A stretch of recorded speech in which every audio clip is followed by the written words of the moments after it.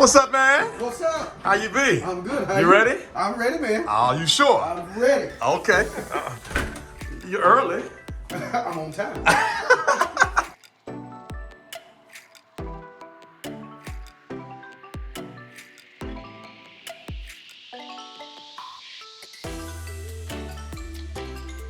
Welcome to the podcast, Conversations with Friends. You know, I want to say like Conversations with Bernard Hill with friends, or Conversations with Friends with Bernard Hill. Anyway, welcome to Conversations with Friends, and I'm your host, Bernard Hill. I have a very special guest with me today. Bernard Holman is in the house. Hello, everyone. How you doing, Bernard? I'm good, man. Are you good? I'm good. I always like to discuss how I become friends with my guests. Bernard texted me and said, "Hey, man, let's do lunch." This is where it started for me. Mm-hmm. He said, "Hey, man, let's do lunch." And I, being myself, I don't want to do, I'm busy. I don't want to do no lunch. I don't want to do no You ain't lunch. that busy. Right. But no. Well, I'm a busy to a certain kind of lunch. Okay. So at that space, I was feeling like people were befriending me so they could stay on my list. Or they wanted something. Yeah, that's what I mean. So they stay on the list. So next production, da-da-da-da. So I thought this was a political move. Like, all right, let's stay in touch. We're not in work no more, but let's stay in touch. And so I remember saying yes anyway. And then I remember getting dressed, complaining, because I complain everywhere I got to go. I complain, even if it's somewhere I want to go. I'm like, Christ, so I go. And I remember saying to myself, if you are going to this lunch, it's because you're supposed to go. Because if you weren't supposed to go, you wouldn't go. So I said, okay, goddamn. So you met me at my building, the high rise I was at. Right. We walked to the seafood restaurant, and the whole time I'm waiting. I'm like, getting the niceties over, but I'm waiting. I said, okay, what? So I called myself asking leading questions to get it over with. So I said, so you been busy? What you got going on, man? And he's like, yeah, I'm doing some productions. It's doing this, something, whatever it was of notable size. I think you were going out of the country. The Qatar trip. Yeah, the Qatar trip. Yeah. So sound engineer for the Cartel project. Yeah. So I said to myself, okay, well, if he's busy, then he don't want production. So what does this man want from me then? No, I'm having this conversation. It was probably halfway through appetizer or whatever we got, or waiting on the meal after we ordered. I said, oh, he really just wanted to hang out. And that, ladies and gentlemen, is how Bernard Holman got to this couch. Welcome to the hot seat, sir. Hey, I'm here. So how are you doing? Talk to me. Oh, go ahead, answer that first. I'm good. I am good. Couldn't be better. You sure about that? I am. I'm good. You really sure about that? I'm good. Okay. A little tired, but I'm good. You know what? I am tired too. I am exhausted, but we had some discussions before we went live, and I don't really believe in doing that, but we had discussions before we went live. I am distracting myself by work right now. I don't know if that's good or bad. It's yielding good. So it's yielding good external fruit. I don't know if it's going to be decent for my internals. We'll worry about that later. I'm glad, but I'm glad for the external fruit. So I'm tired, but it's a good tired. I like tired work. When I'm just lethargic and I don't know why, I don't like that. I don't like that at all. Tell me something I don't know. Something you don't know. That's a good question. I don't know. There's nothing that you don't know. Well, if you don't know, you're probably not supposed to know it. Oh. Okay. So if I don't know something. Especially from me. Okay. It's not, none of my business. Oh, you know what? I took that way too deep. Okay, so if I don't, all right, that was good. I'm going to use that. If you don't know, it's because you're not supposed to know it. Also, let me ask you this. Do you believe in 100% honesty? Yes, I do. Do you believe in 100% truth? Yes. Really? Yeah. So let's just say you cheated on your wife yesterday. You going to tell her? I wouldn't do that first of all. Good response first. I wouldn't do that first of all. But if somebody's cheating, no, they're not going to tell. Huh? No, they're not going to tell. No. No, I said you. No, I wouldn't do that. But no. It's hypothetical, Bernard. Hypothetical. Okay. Monica, your husband has not cheated allegedly. I don't know. I'm just saying what he said. So it's a hypothetical. So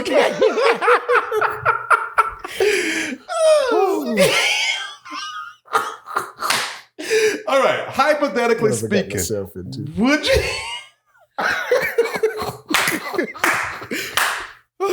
Would you tell your wife if you cheated? Hypothetically speaking. Hypothetically speaking, Yes. no. You wouldn't. I don't think any man would that was cheating. Any man So you think that most would- men? Oh, go ahead. I'm sorry. Yeah, most men that are cheating, they're doing it not for the other partner to know. So you think most Anybody, man or woman. So most people that when it comes out about cheating, you think it's because they're about to get caught or gotten caught, so they have to confess. That's usually what it is. Mhm. You've already gotten caught, so now you got to tell on yourself.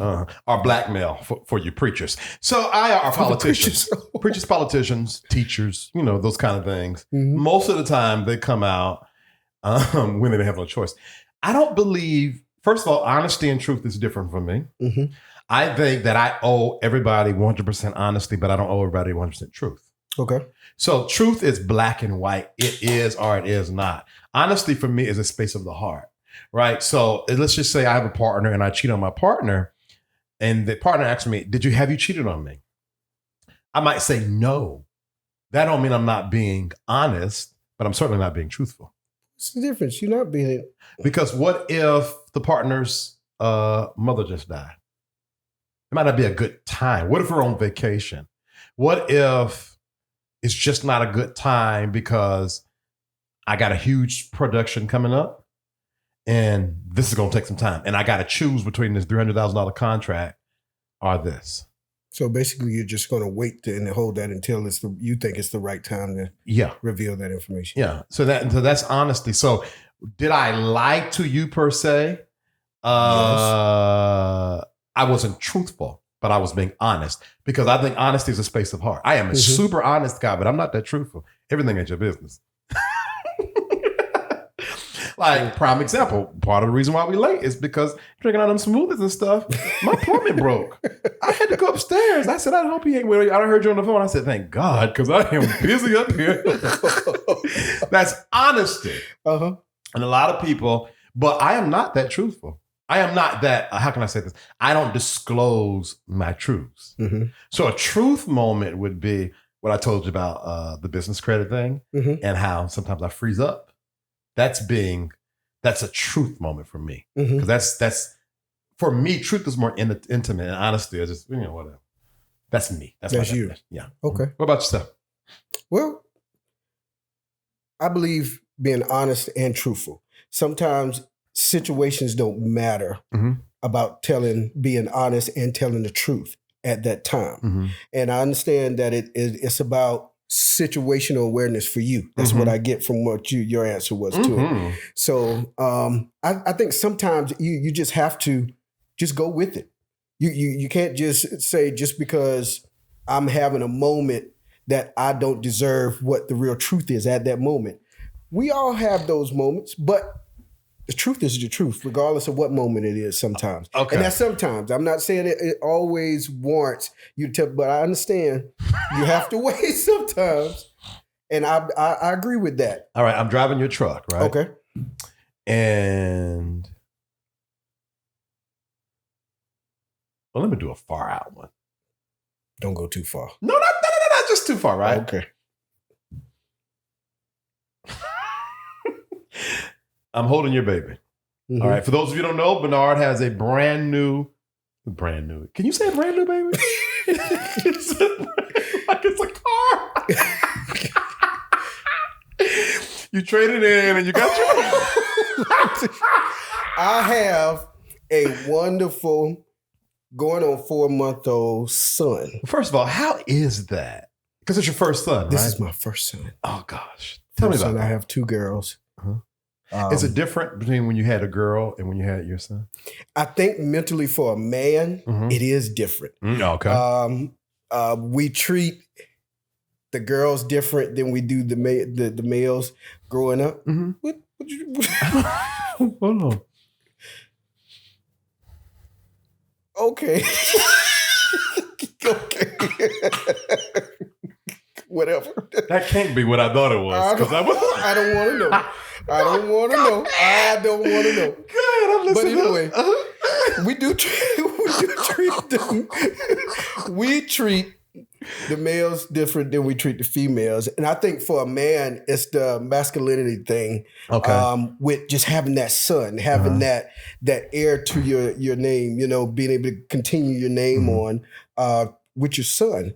I think that's just natural. It's just natural because I could tell the difference.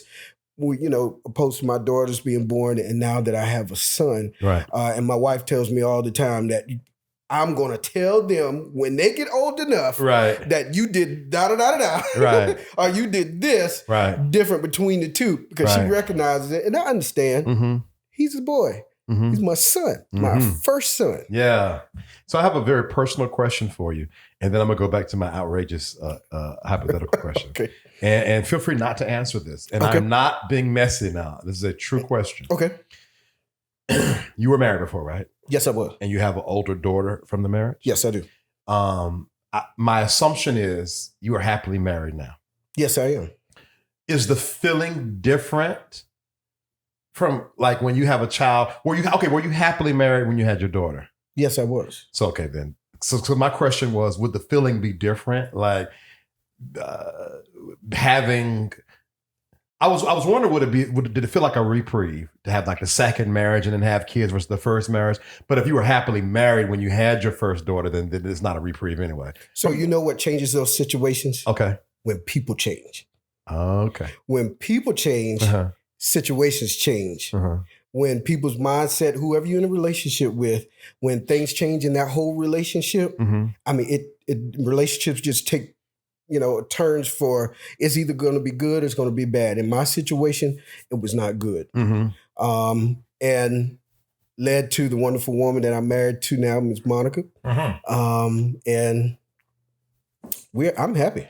Most things have to, first of all, I think in life we suffer many deaths. And we will continue to suffer many deaths. And sometimes those deaths are relationships. Unfortunately, all relationships were never meant to last.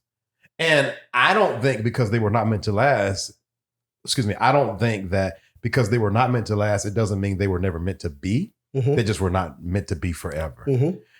Do you think it was a mistake or it was a passage through? It was a passage through. I would never say any of that was a mistake. Now, Bernard, I'm asking Bernard. Yes. Okay. That wasn't a mistake. Okay. That anything we intentionally do is not a mistake. Okay, I agree. We do it. Agreed. Because we want to do it, and it's how we, feel. And we go off of that, and we do things. We get married. We start a relationship. We, we do all these things. And it wasn't that I didn't feel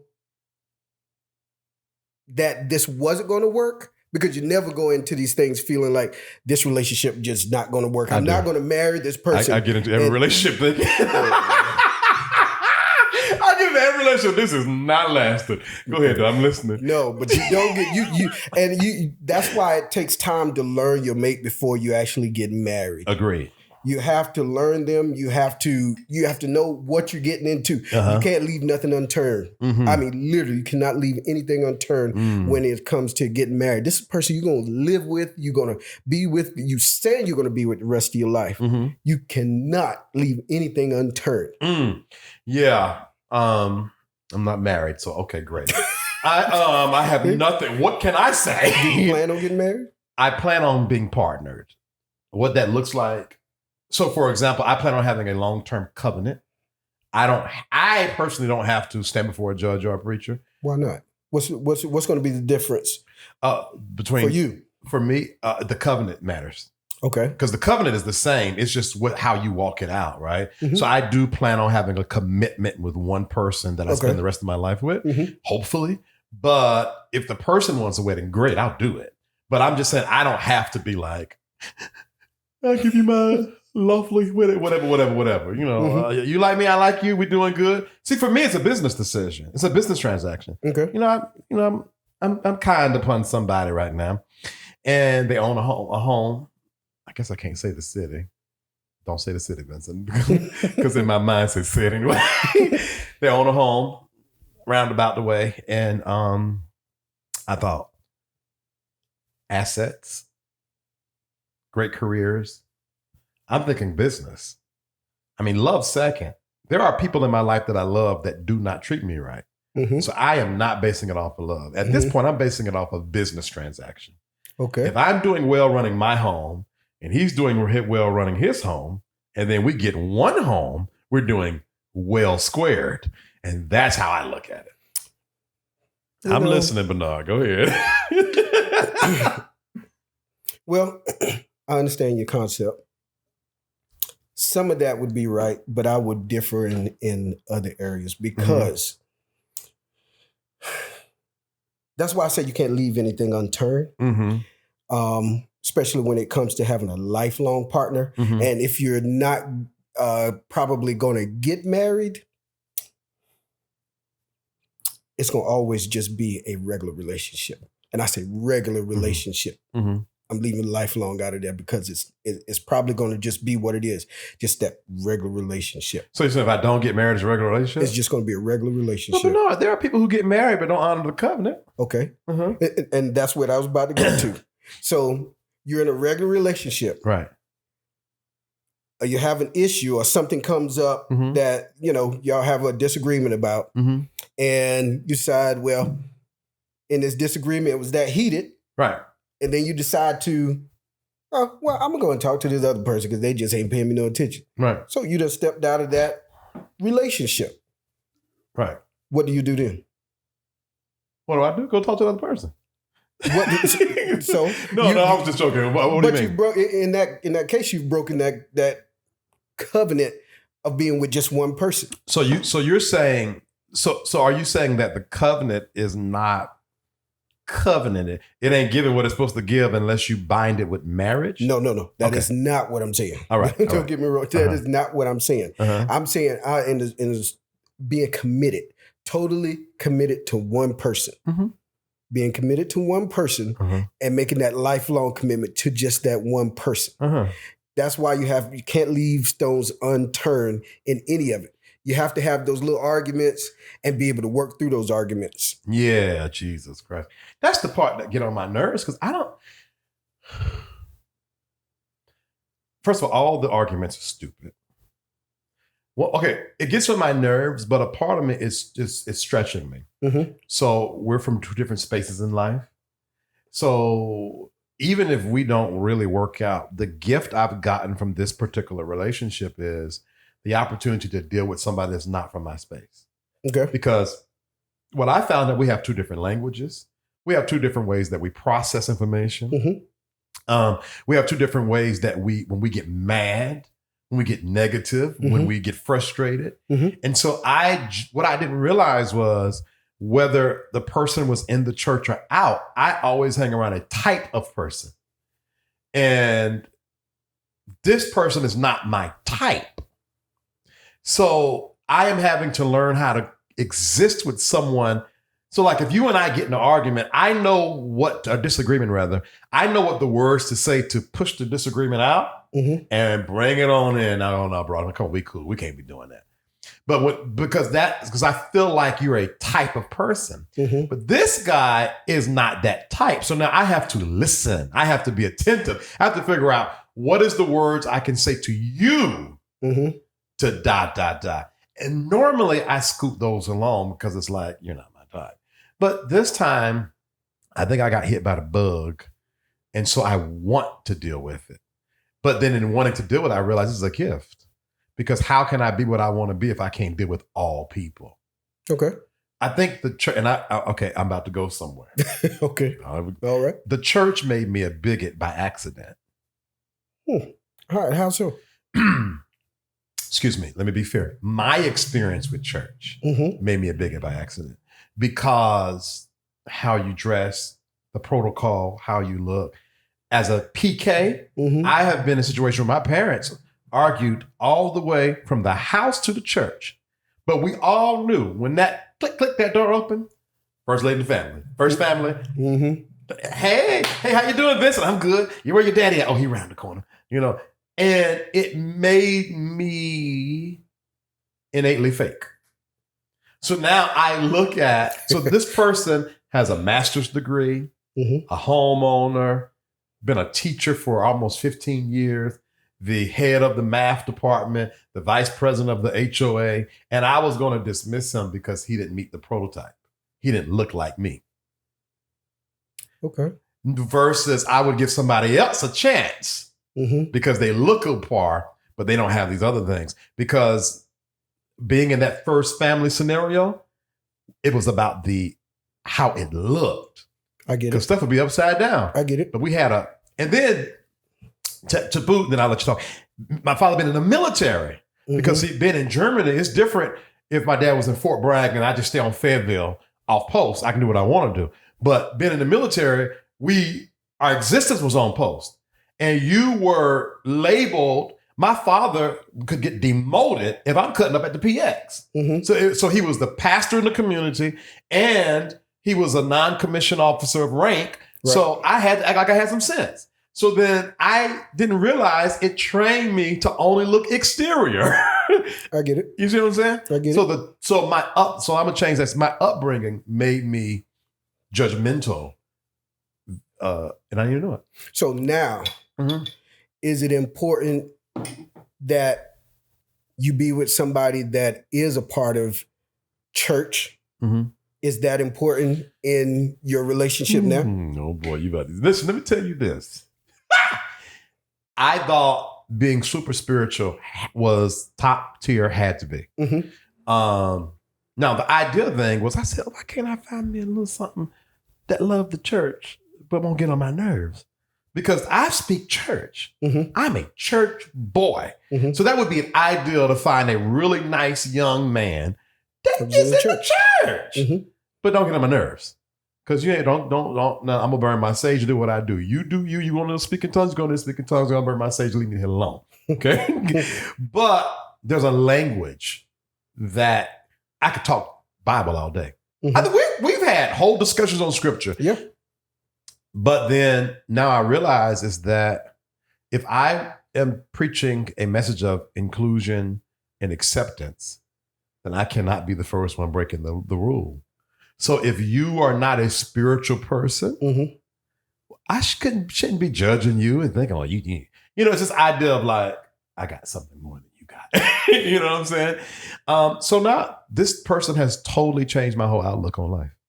And to that point, it made me accepting of all people, including Life Church. Because what I'm realizing is everybody has a belief system, and my responsibility is not to agree with it, but honor it and respect it. I get it.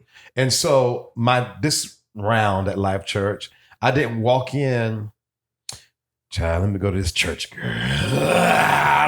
Can I believe I'm contracting for another church? No, I'm walking in a space of people who believe the same way, and it's my job to respect it. Point blank period.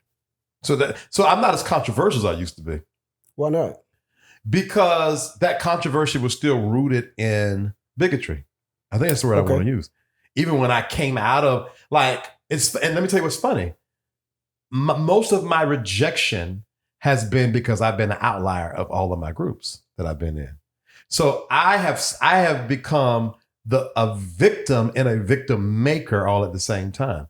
You normally hurt people how you were hurt. And so because I'm always outside of the box and all the time doing something, I have not always been accepted by my social group. And then here I am turning around and then judging people. Okay, if you this, then you ain't that. And I was like, I was sitting in this chair when it hit me like, oh God, I'm doing the same thing to, oh boy, that's done to me. Based off of hair, based off how you talk, based off how you dress. That ain't cool. Let me ask you a question. Okay, please. This is on the subject, but off the subject. Do you think stereotyping is good or bad? Ooh, okay. In and of itself, no. In the wrong hands, yes. Like guns. Guns in and of itself ain't bad. In the wrong hands, it is. So, I'm sorry, Democrats. So I'm 5 years out of law enforcement. Okay. Glad to be retired out of that. Yeah, because he was one of them. Whatever. Well, I got a lot. Whatever. We can talk about it. Oh no, I'm good. We can talk about it. You never shut them up. Okay. All right, no, because you still packing, so no, we ain't talking. But I think, and the reason I asked that question, because it can go several different ways. Right. In my walk of law enforcement, stereotyping was a mechanism of protecting your senses. Okay. Oh, okay. I'm tracking. Go ahead. Uh-huh. So we had to come up, say you see Joe Blow, and Joe Blow got the dreads, and he looks like that person that would be what you see, that normal, and I'll say that drug dealer or that whatever. You stereotype by what you've already seen. Right. And people see people in different walks of, you might see a drug dealer as a totally different person. You have a makeup in your mind of, say, this drug dealer has this type of hair, this type of, he wears these type of clothes. So when you see that type of person, you automatically think, okay, he could be. Right. I don't think stereotyping is bad because it heightens your senses for things like, as much stuff is going on in the world today, you have to, you're not scared, but you have to keep a swivel. You have to keep your head on a swivel. So it reminds me of, because I'm into numbers, right? Okay. And so my numbers are 369 and the derivative thereof. Angel numbers. And so let me tell y'all a story. Please remind me. Okay. Let me tell y'all a story about Bernard. So Bernard Holman, if you watch the first podcast I did with Bernard Robinson, I talk about a person who I told I went to a psychic and they were sitting beside me and jumped up and didn't want to sit beside me. It's that guy right there. He was like, oh no. And I was looking like, you would have thought I said I had COVID. I don't know if you remember that, but because what happened was I had my psychic, I had a reading, and then I had to do some work, and then she called me back, but we were editing at Life Church. So when I came back, me in my mouth, instead of just saying I had a phone call, I'm like, I had a consultation with my psychic. And you jumped up. No, don't play with that. No, sir. No, you don't play with that. No, sir. So what reminded me of that was your face when I said the numbers. Your face was like, nigga.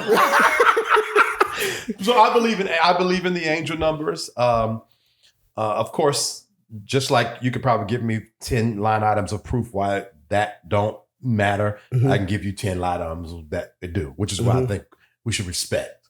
We can fuss and fight all day long about that. So someone asked me, so tell me about the angel numbers. Like, what do you do? I said, well, the angel numbers are not a be all end all. The angel numbers are guides. So I think what happens is with stereotypes, to get to the point, with stereotypes, we have made, generally speaking, stereotypes to be a be all end all. If you have these tattoos and you look like this means you must be that. Versus a guide where now when I approach you, I'm going to approach you with a certain amount of caution just to make sure. That's where I was getting to. Yeah. Oh, I'll go ahead. My bad. You go ahead and finish. No, that's the point I got out of what you were saying.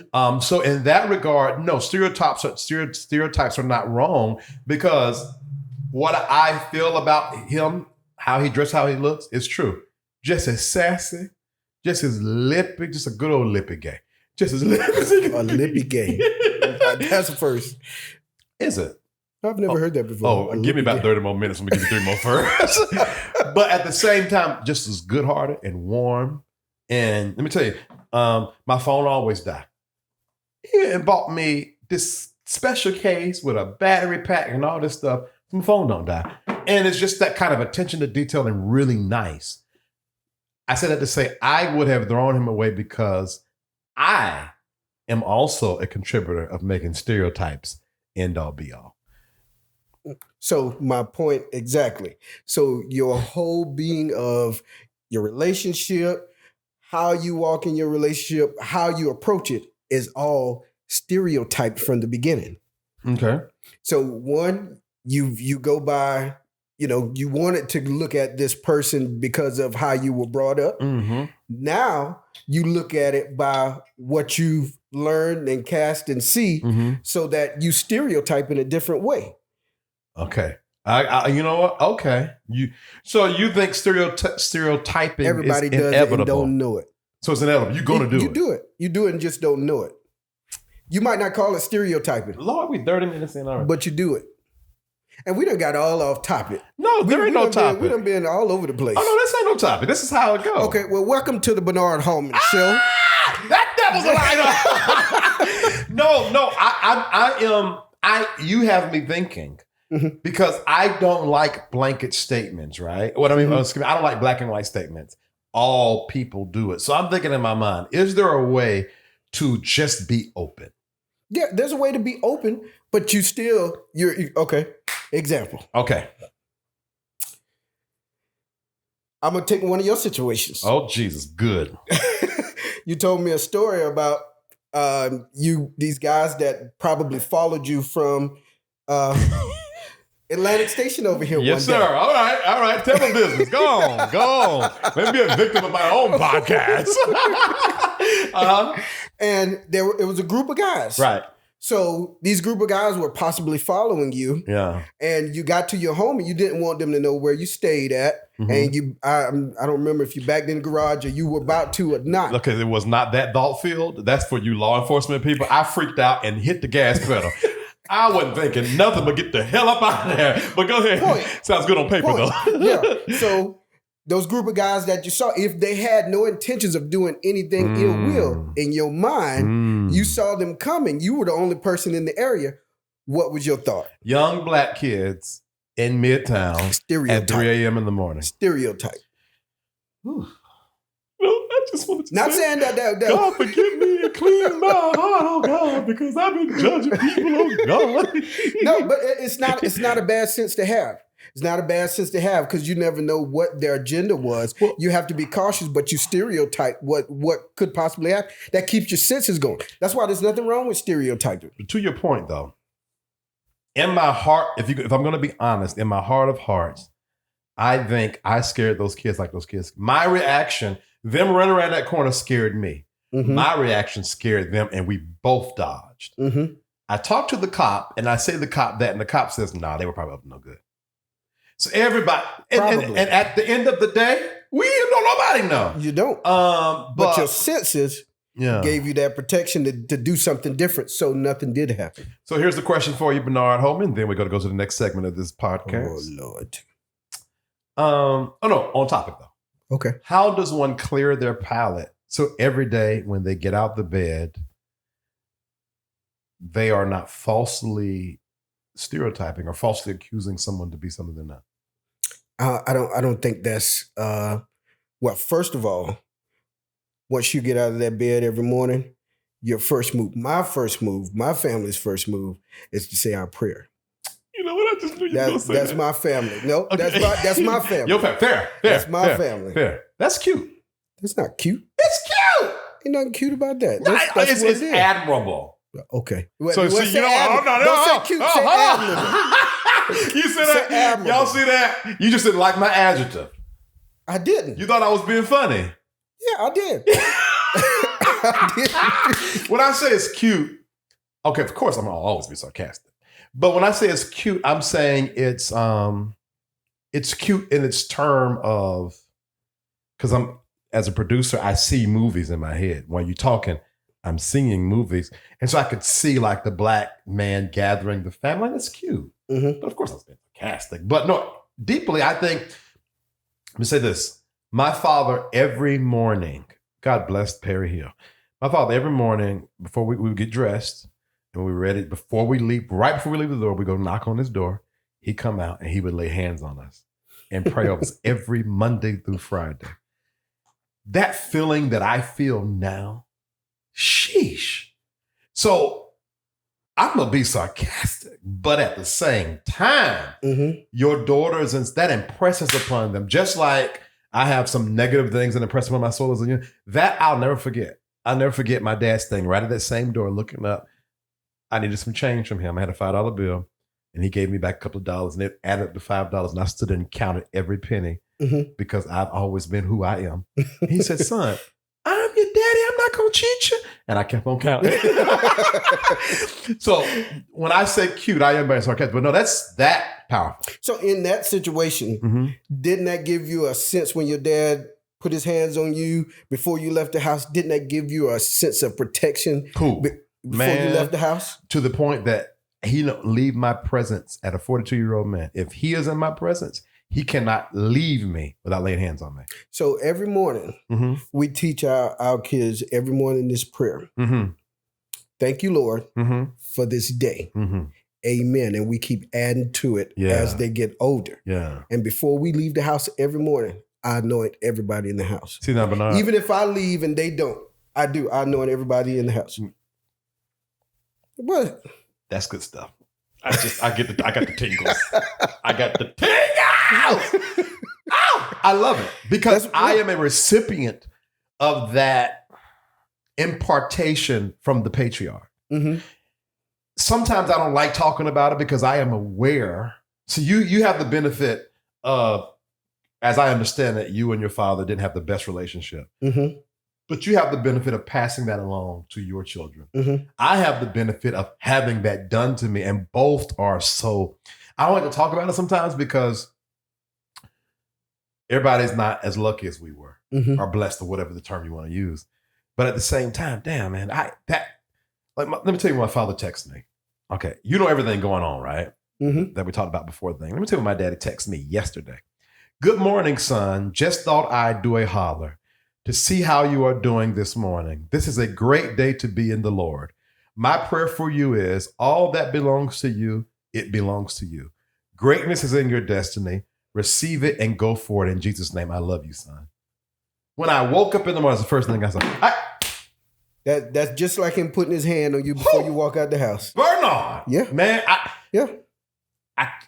don't have the words for that. Besides crying, I will not do that on this podcast. So that's powerful. So if anything, Bernard Jr. one day will be doing something. Yes. Hopefully he's doing entertainment. But Bernard Jr., if you see this dad interview 20 years from now, doing entertainment is good money. Nonetheless,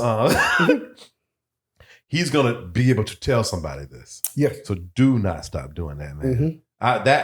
So I said it's cute. So you got to understand I was being sarcastic, but I got levels to me. And that I'm serious about. I talk to my mom every day, but when they get bad, I call dad. I get it. I get it. I don't even know how we got on that. Oh, I don't know, but I'm glad we went. Yeah. All right. Next segment. You ready? Got a couple questions for you. Oh, Lord. Hey, Lord. One question answers. One question. One answer questions. Yeah. No, not one answer question. You can dialogue. No, you can dialogue. Okay. Oh, you calling somebody? Oh no, because see, the thing is, hello, sir.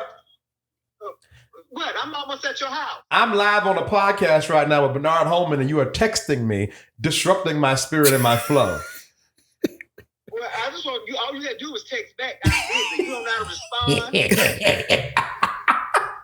Okay, well, thank you for your cameo appearance on the broadcast, sir. Make sure you watch, support. If you have not subscribed to my YouTube channel, we are not friends. I'll call you back when I'm done. Oh, you must be gone. All right. Now back to what I was doing. Question number 1.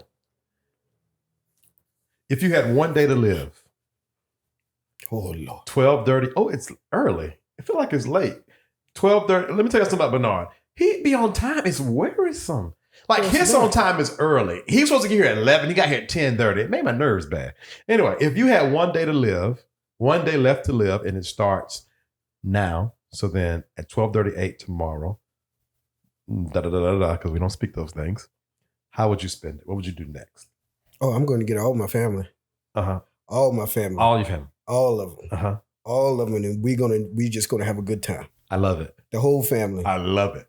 My wife, my mom, my sisters, everybody. That's how I'm gonna spend it. I love it. Let me say this. I was at a hospital with a friend whose wife was about to kick the bucket. And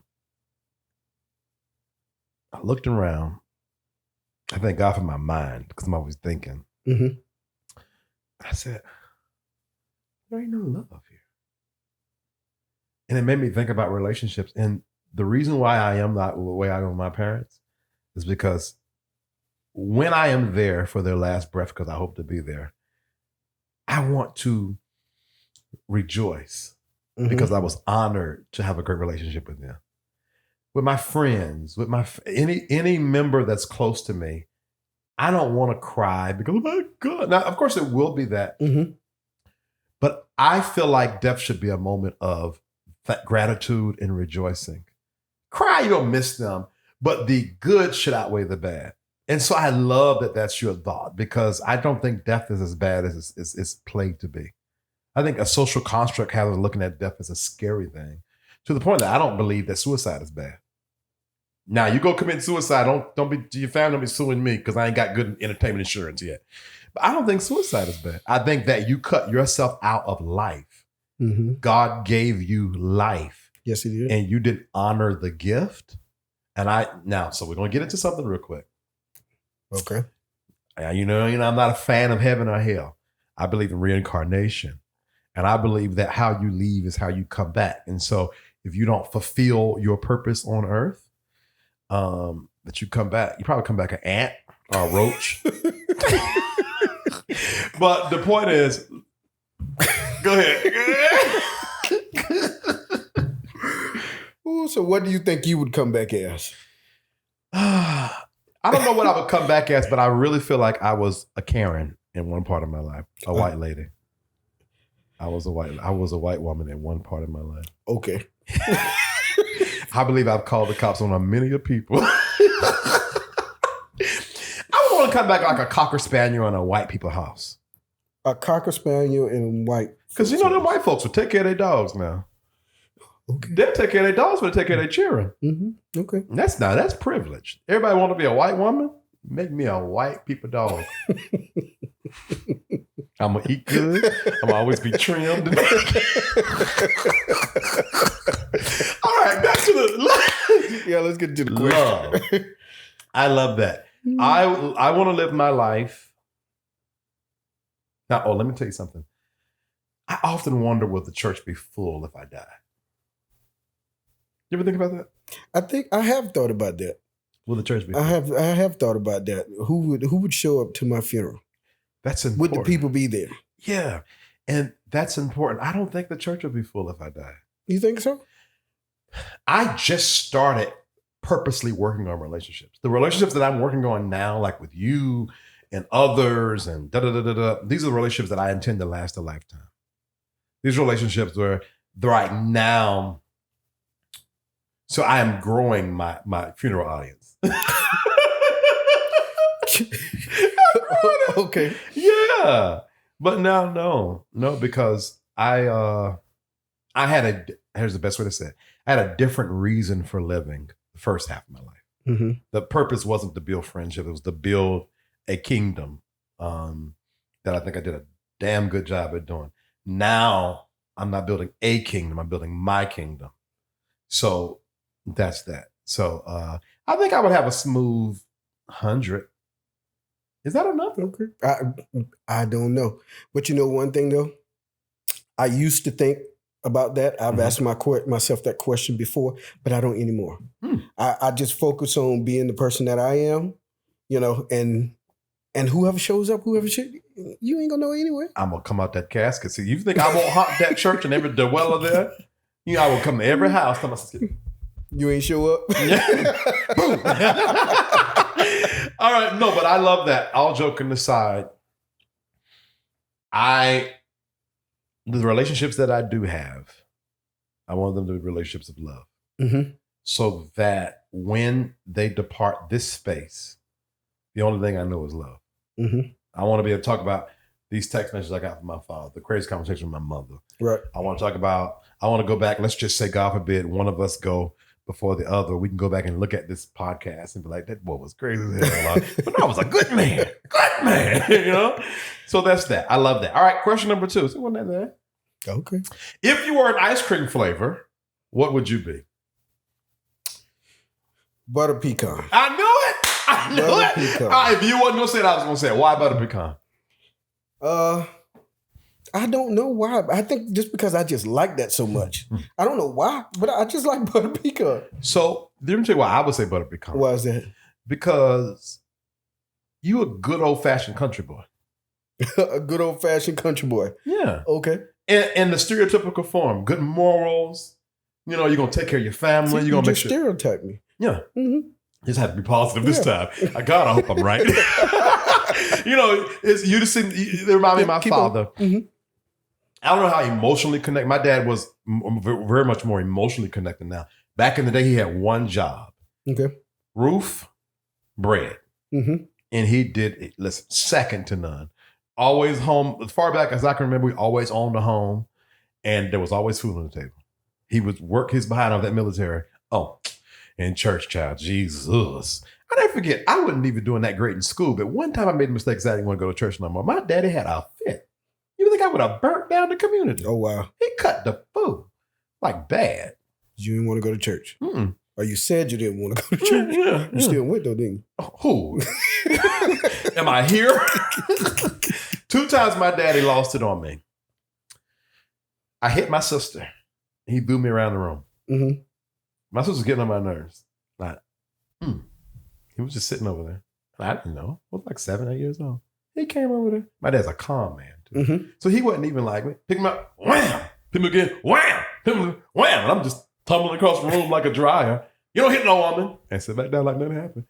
And it didn't even hurt. I was like, oh, okay. Mm-hmm. Because all of his chastisement, there was no energy of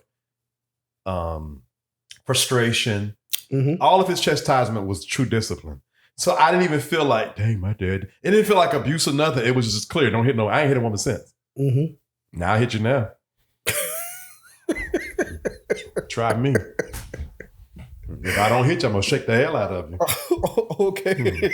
You're gonna have that baby syndrome disease, shaking baby disease. That ain't funny. That ain't funny. That's not funny. No, you know that's funny. I ain't mean to be funny. If you hit me, I'm hitting you back. Yeah. But you're good. You seem solid. And that's why I would call you butter pecan. You know what I think? Pistachio. Pistachio. Because it's a butter pecan with a little flavor to it. Okay. That's what I'm 2 things. I am an acquired taste. But I'm still got those old-fashioned roots that I think is the thing that can connect me to people like you and stuff like that. Because in my core, I mean well and good. Mm-hmm. But I still got a whole bunch of flair, and everybody ain't trying to buy me. I'm clear on that. Everybody ain't coming to my funeral. Well, I don't think you should worry about that. Who's going to be there? Oh, no. I don't think you should worry about that. If I got to buy. Whatever path you lead now, if they're for you, they're going to be there. If not, I mean, it's just what it is. Now, I will say that saying that about the path, I think the path I'm leading now, I'm building a space where people will be there. Mm-hmm. But to that point, in my will, I'm probably going to make sure they hire some mourners. What like if I so live people just to cry at your funeral and be there, cut up. Mm-hmm. Mm-hmm. Them seats need to be full. Oh, so you already putting together a production for your funeral? Period. Question number 3. That's a first. Okay, that's number 2. Yes. How do you know if your refrigerator light bulb is working? When you open it and it don't come on. That's if it's not working. How else you going to know if it's not working? I said, how do you know if it is working?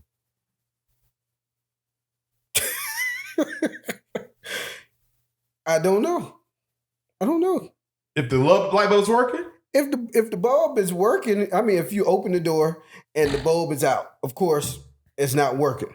You're not going to close it and it's mysteriously going to start working. Right. So if it's off when you open the door, obviously it's not working. Well, how do you know it cuts off when you close the door? How long have you had your refrigerator? You know, I'm a rolling stone. I don't know. Well, less than a year. Okay. What side of the refrigerator is your ice maker on? The left side. The left side? You know what the buttons are on the top of your ice maker from left to right? Okay, hold on. Gotcha. Hold on. Water, crushed cube. Water crushed cube. Mhm. So you've paid enough attention to your refrigerator Hold on. to know where everything is from left to right. Hold on. One. You don't know when that light is not working. Nope. Water cube crush. Close enough. All right. Close enough. All right. Mm-hmm. Close enough. So you telling me that as long as you in and out of that refrigerator, you don't know when the light. But when the goes door on. closes, you don't know. Why would you need to know? All right. Touche. Next question. How would you split 3 slices of cake among 8 people? 3 slices of cake amongst 8 people. Mm-hmm. Why would you try to split 3 slices of cake amongst 8 people? Because there's 8 people. Okay. And you have 3 slices of the cake. How are you going to split it among the 8 people? Because you want to share the cake. That's a good question. I would raise an offering. Raise an offering. What, to buy more cake? No, Lord, no. I would divide up the cake in 8 pieces, and I would tell the people how giving.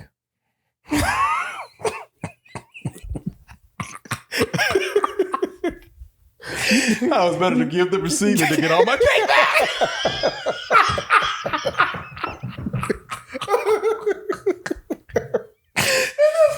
That's how I would do it. And I would walk away with all the cake. And they would leave hungry. They would really leave me like they did something and don't even know they less common sense in cake. Catch to these questions. I should have known there was a catch. Woo! Oh, my soul is blessed. Bernard Holman? Yes, sir. First of all, I love this. See, I got 10 more minutes left, so but I'm gonna go fast. I asked a question. So I do have a YouTube. Well, I guess if you're watching this, you know I have a YouTube channel.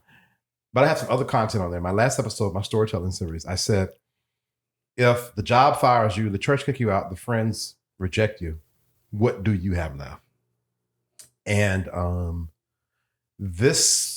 what I do, this media, this is not my left, this is my most. I love this. So thank you so much. You are guest number 2 of this new phase of podcasting. Oh, wow. And so I hope that you enjoyed it. Any last words? Of course. Follow me. I'm going to give it if you didn't give it. Oh, okay. I was gonna give it. Go ahead and give it. Okay. My name is Bernard Holman.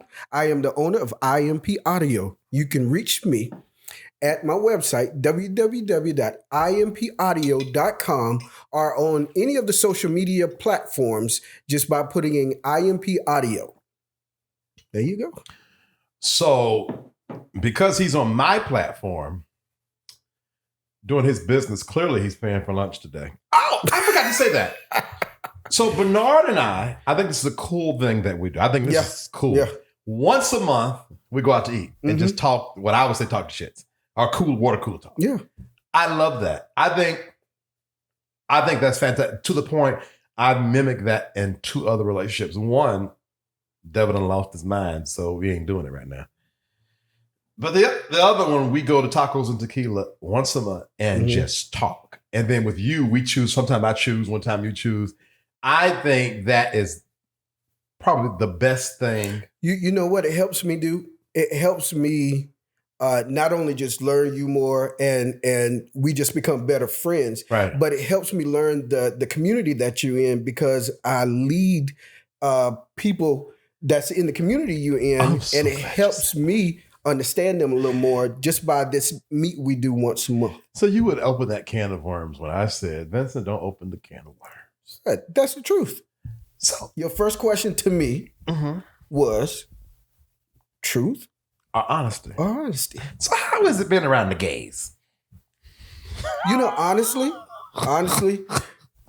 a lot of the gay people that I am around are more trustworthy than some of the regular heterosexual people that I am around. And that's just the truth, because I'm around, being here in Atlanta, I am around. Can't help it. Yeah. Whether you realize it or not. I am around, I work with them. And that's just what it is. I tend to find more truth saying towards me from the gay people than, regular people that just, and I'm saying regular people, but just other people that, they tend to just be more truthful and more honest about business matters than, some other people.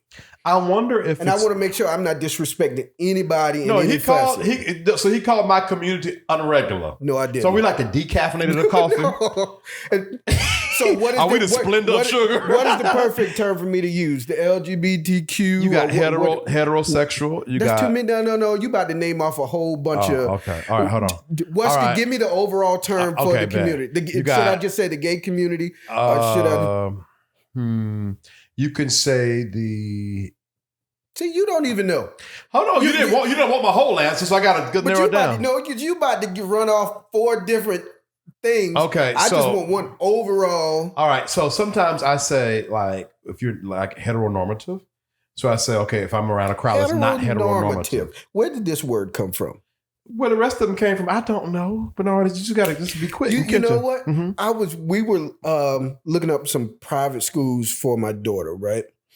And really under this list, they have, where you fill out the application. And do you not know, when it came to race and sex, do you not know there was a whole list of over 100 plus things for you to check which one that your son and your daughter is?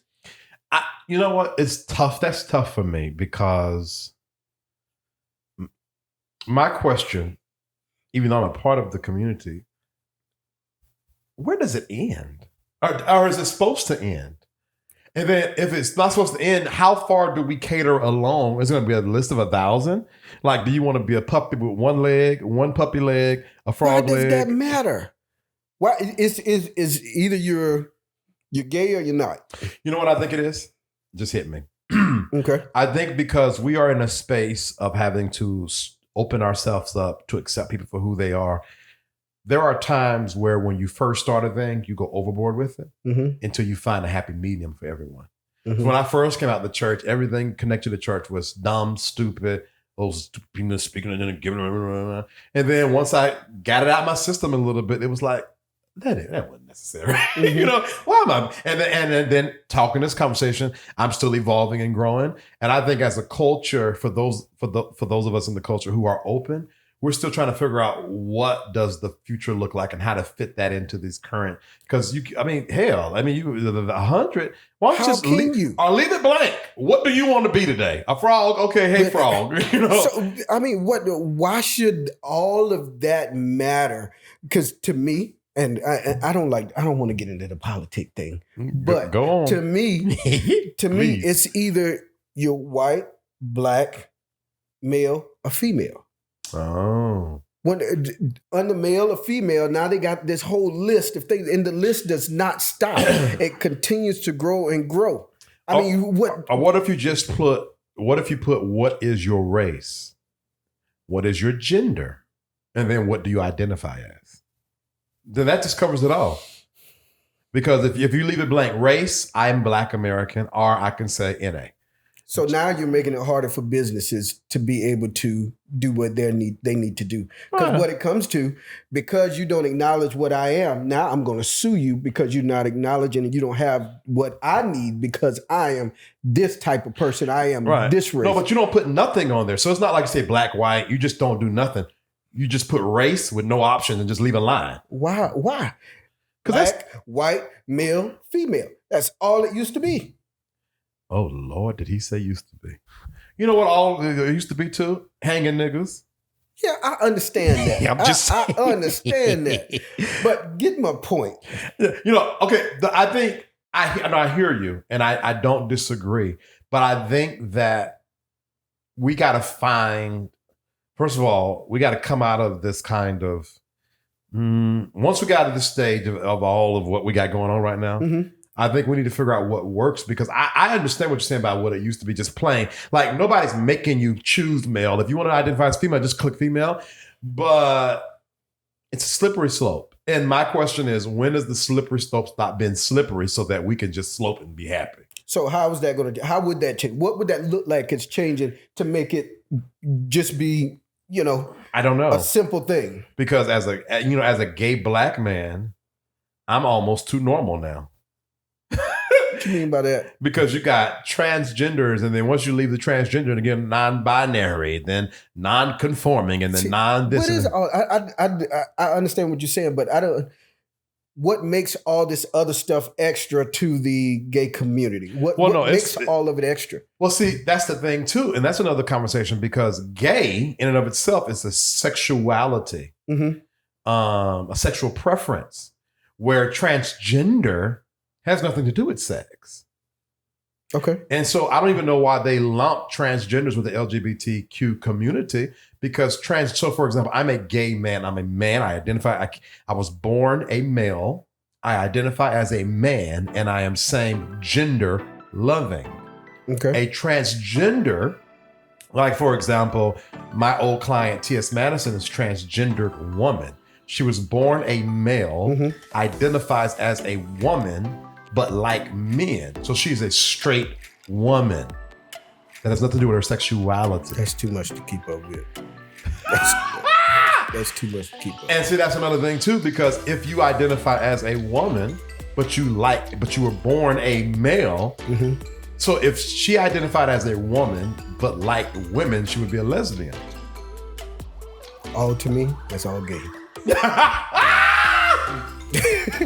To me, that's gay. Yeah, so fair enough. But you understand, if I see anybody in that community where there is transgender, all that, to me, that's just gay. So, okay, yeah, and I don't... And am I using the right term? No, I don't see nothing wrong with you saying. I'm being careful because I'm a part of the community. So one of us got to be responsible here. So you get some passes. I'm just asking a question. It's tough because at this space in my life,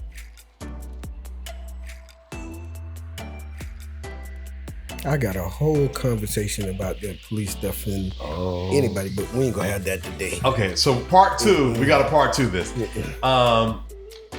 I just wish if white people would speak up for black people like they take care of their dogs, we would not have racism in America. And on that note, thank you for watching another episode of Conversation with Friends with your host, V. Terrell Hill. Subscribe to my YouTube channel. Click the link. If you don't like what I said, tell me off in the comments. You know why? It helps my engagement. If you like what I said, love me in the comments because it helps my engagement. Click that little bell because it notifies you when I post. Go to my website, vterrellhill.com. Email me. Send me hate mail. I love that shit. info@vterrellhill.com. Until the next time, God bless. Be blessed. We're gonna say. That is another conversation. That's a whole nother conversation.